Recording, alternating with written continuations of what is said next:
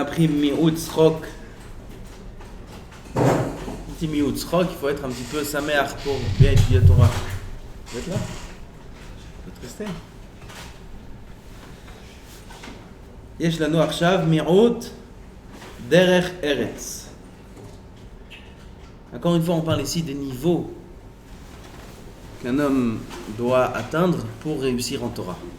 C'est pas pour tout le monde.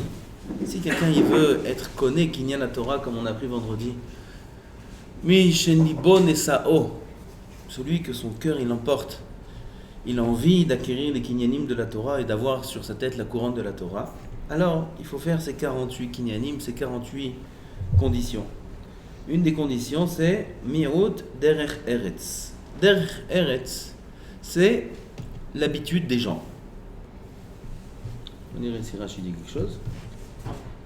Shelo yeh matsui im bnei adam bashuk. C'est ne pas être avec des gens, c'est les fréquentations. Voilà. Les gens, qu'est-ce qu'ils font? Comment je vais expliquer? Je vais vous donner un exemple. Il y avait Chacham Ovadia alav shalom. Quand il est devenu Rav Arashi, il était Rav Arashi de Tel Aviv. Avant qu'il soit Rav Arashi d'Israël, il était Rav Arashi de la ville de Tel Aviv. Et un Rav Arashi, alors à part la paye qu'il reçoit, on lui donne aussi des biens.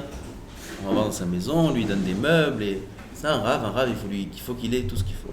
Donc il lui a amené tous les meubles à la maison, il arrive le soir du Beth Midrash, il voit sa maison remplie de meubles, des nouvelles tables, de nouvelles chaises, et il voit un fauteuil, un beau canapé. Il dit à sa femme, quand notre fille elle va se marier, il y avait une des filles qui devait se marier, alors tu lui donnes le canapé. Tu lui offres le canapé. Je veux pas de canapé.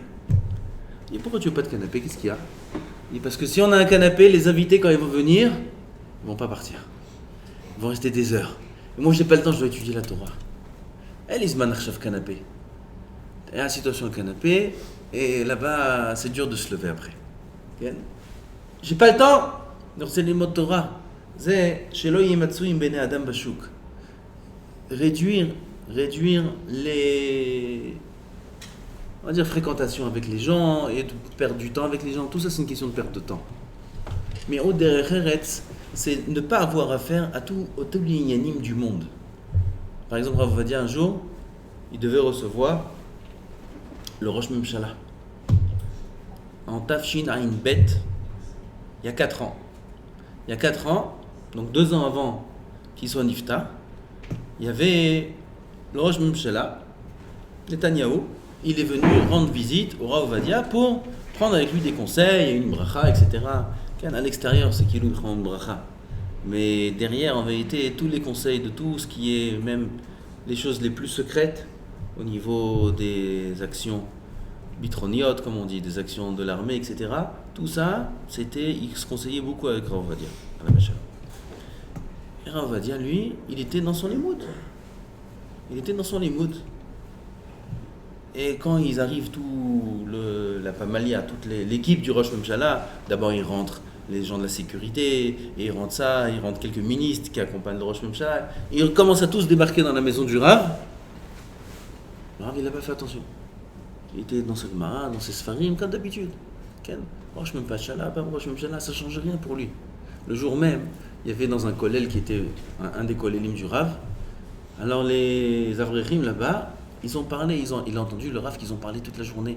Aujourd'hui, il y a le Rosh Memshala qui vient chez le Rav. Qu'est-ce qu'il va lui dire? Il va lui dire comme ça, l'autre il va lui dire comme ça, l'autre il va lui dire comme ça. Tout d'un coup, qui c'est qui débarque dans le kollel? Le Rav lui-même.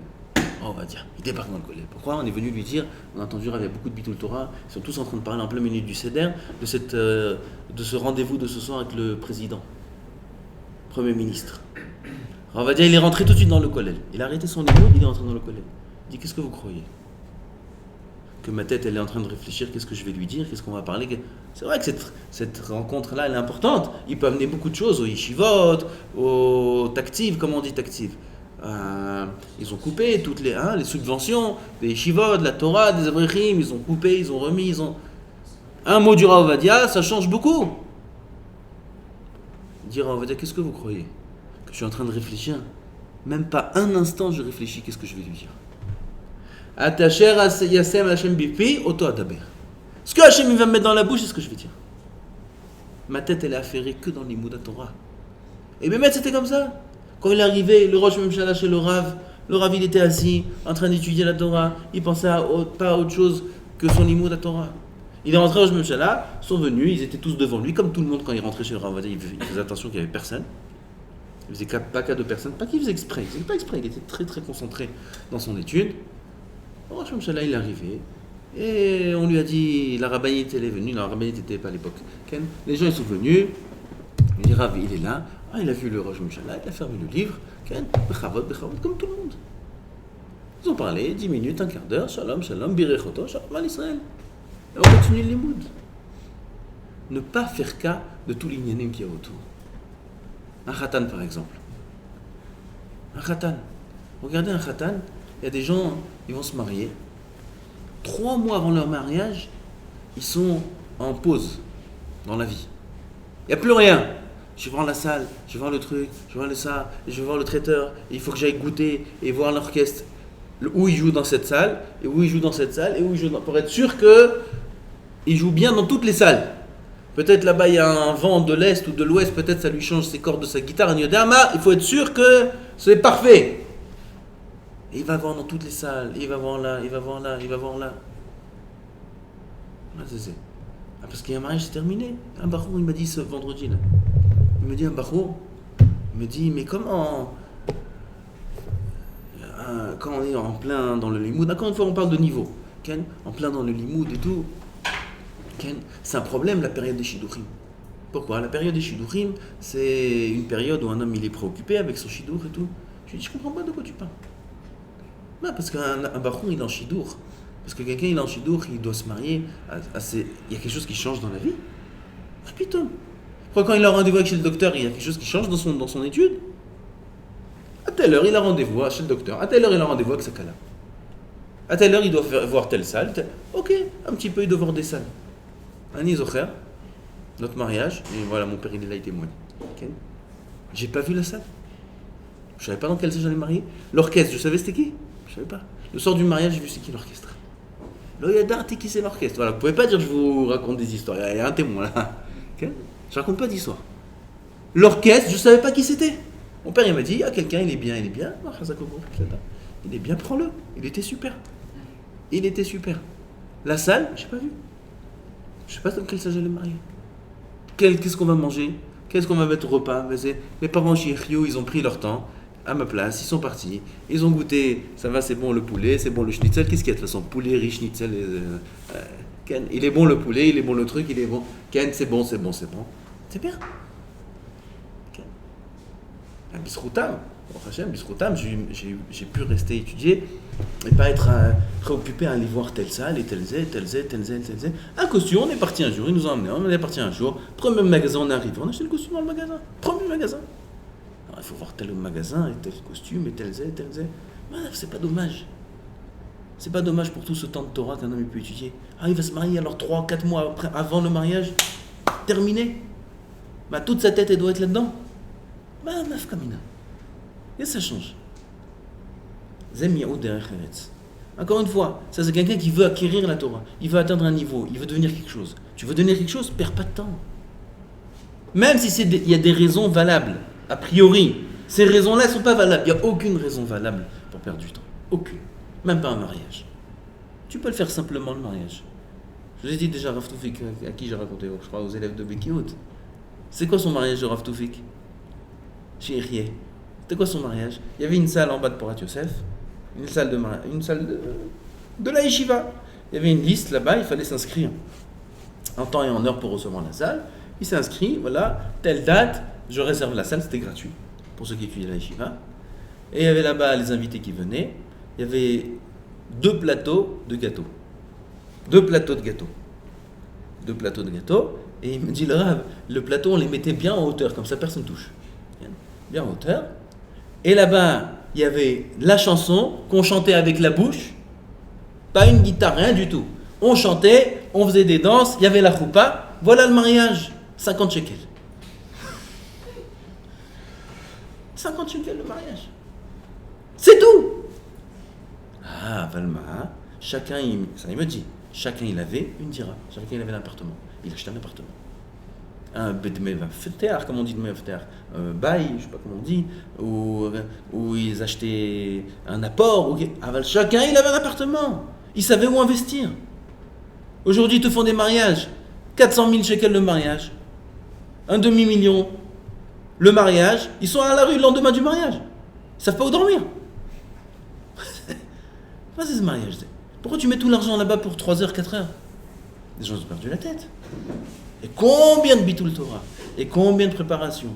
Et on va chez le couturier. Et on va voir les tailles. Et on va mesurer. Et la manche elle est trop longue. Et le pantalon il est trop court. Et on va ça et ça. Il faut la chaussette exactement comme la cravate. Et... Mais au derrière, si tu veux la Torah, il faut sortir de tout ça. Il faut sortir de tous les inanimes que ce monde-là, il nous attire là-dedans. Tous les inanimes, tous ces tourbillons-là qu'il y a dans le monde. Il y a le mariage, et après il y a la bride, et après le mariage des enfants, et après le mariage de la belle-sœur, et de ça, et de ça, et de ça. Ça se termine pas, vous croyez que ça se termine? Et il a 10 millions de raisons pour nous faire sortir de ce qui est important. Car reste dans ce monde-là. Perds ton temps dans ce monde. Investis tout ton temps dans ce monde-là. Okay? Le monde futur, on verra. L'inverse. On a dit plusieurs fois, un homme il doit investir tout son temps, toutes ses forces pour le monde futur. Là, c'est un passage, là. C'est 70 ans, ça recolle. C'est pas ici qu'il faut investir ses forces. Il faut investir ses forces dans l'Olam Haba. Il faut mettre dans un compte d'épargne. Il faut mettre son temps dans un compte d'épargne. Son temps, son argent, ses biens, ses forces, ses pensées, ses actions, tout il faut mettre dans un compte d'épargne. Il faut mettre en compte en banque. On te garde tout pour l'Olam Haba.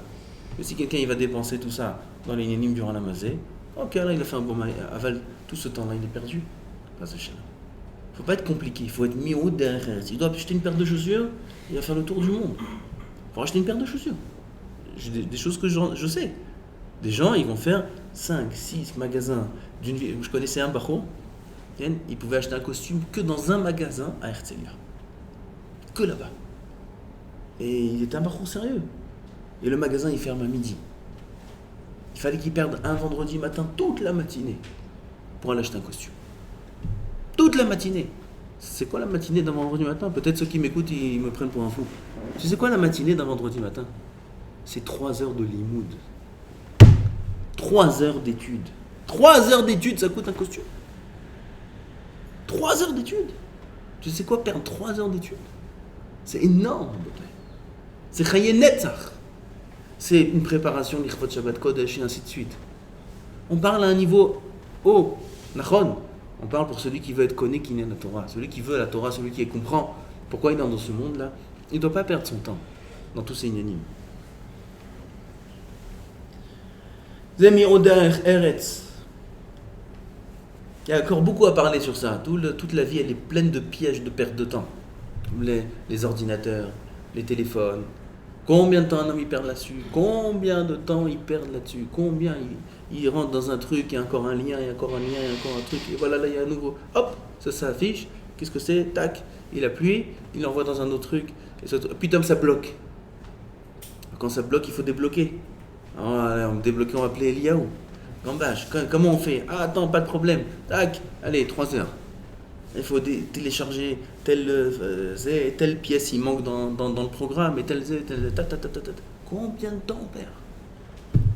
Combien de temps on perd avec le téléphone à regarder d'une page à une autre? Combien de temps on perd? Combien d'heures on perd? Même les goïms, il y en a un qui m'a montré la semaine dernière, un noir, qui parle comme ça sur une vidéo. Il y a 2 semaines, il m'a montré ça. Un noir. Comme ça, il te parle comme ça, comme un noir. Tu sais, il parle bien en poème et tout. Sur qu'est-ce que c'est les réseaux sociaux, qu'est-ce que c'est les iPhones, qu'est-ce que c'est un homme il perd 20 ans de sa vie dessus, il fait tous les comptes. Je regarde, je suis resté estomaqué. C'est nos cours de Moussard. Tous les cours de Moussard qu'on fait, il a dit. Mamash, mot à mot. Je suis resté bête. Un noir, un goy.